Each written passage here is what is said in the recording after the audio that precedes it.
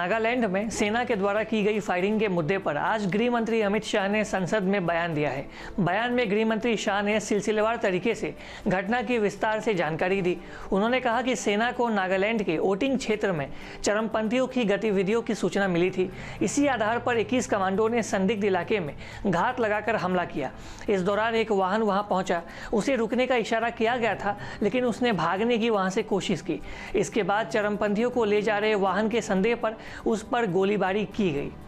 उग्रवादियों की आवाजाही की सूचना मिली थी। इसके आधार पर सेना के 21 पैरा कमांडो के एक दस्ते ने दिनांक 4/12/2021 की शाम को संदिग्ध क्षेत्र में एम्बुश लगाया था। एम्बुश के दौरान एक वाहन एम्बुश के स्थान के समीप पहुंचा। उसे रुकने का इशारा और प्रयास किया गया। रुकने की बजाय वाहन द्वारा उस जगह से तेजी से निकलने का प्रयास किया गया। गृह मंत्री शाह ने बताया कि वाहन में सवार 8 लोगों में से 6 की मौत मौके पर ही हो गई। बाद में पता चला कि ये गलत पहचान का मामला है। घायल हुए 2 अन्य लोगों को सेना द्वारा निकटतम स्वास्थ्य केंद्र में ले जाया गया। इसकी खबर मिलने के बाद ही स्थानीय ग्रामीणों ने सेना के यूनिट को घेर लिया, 2 वाहनों में आग लगा दी और सेना पर हमला भी कर दिया। परिणाम स्वरूप सुरक्षा बलों का एक जवान शहीद हो गया और इस दौरान सुरक्षा बलों को आत्मरक्षा के लिए भीड़ को तितर बितर करने के लिए फायरिंग का सहारा लेना पड़ा। इससे 7 और नागरिकों की मौत हो गई और कई अन्य घायल भी हो गए। जिसके उपरांत इस आशंका पर कि वाहन में संदिग्ध विद्रोही जा रहे थे, वाहन पर गोली चलाई गई, जिससे वाहन में सवार 8 व्यक्तियों में से 6 व्यक्तियों की मृत्यु हुई। बाद में ये गलत पहचान का मामला पाया गया।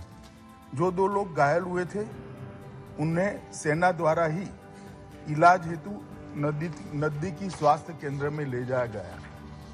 यह समाचार प्राप्त होने के बाद स्थानिक ग्रामीणों ने सेना की टुकड़ी को घेर लिया, 2 वाहनों को जला दिया और उन पर हमला किया। इसके परिणाम स्वरूप सुरक्षा बल के एक जवान की मृत्यु हो गई तथा कई अन्य जवान घायल हो गए। अपनी सुरक्षा में तथा भीड़ को तितर बितर करने के लिए सुरक्षा बलों को गोली चलानी पड़ी, जिससे 7 और नागरिकों की मृत्यु हो गई तथा कुछ अन्य घायल हो गए। गृह मंत्री अमित शाह ने कहा कि सरकार घटना पर खेद प्रकट करती है और परिवार के सदस्यों के प्रति संवेदना व्यक्त करती है।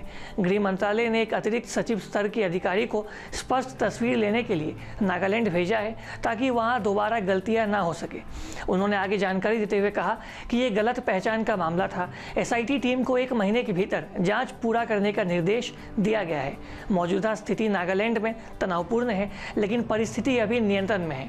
राज्य अपराध पुलिस स्टेशन को जांच के लिए सौंप दिया गया है। इस संदर्भ में एक विशेष जांच टीम SIT का गठन किया गया है, जिसे 1 माह के अंदर जांच पूरी करने के निर्देश दिए गए हैं। आप इस पूरे खबर को लेकर क्या सोचते हैं? आपकी जो भी राय है कमेंट बॉक्स में आकर आपकी राय को हमारे साथ अवश्य शेयर करें। और अधिक खबरों के लिए आप लगातार देखते रहिए ईस्ट न्यूज़। हमारे फेसबुक, यूट्यूब, इंस्टाग्राम पेज को आप लाइक करें, शेयर करें और सब्सक्राइब करें। तब तक के लिए आप सभी को हमारा धन्यवाद। Thanks for watching. Please subscribe and hit the bell icon.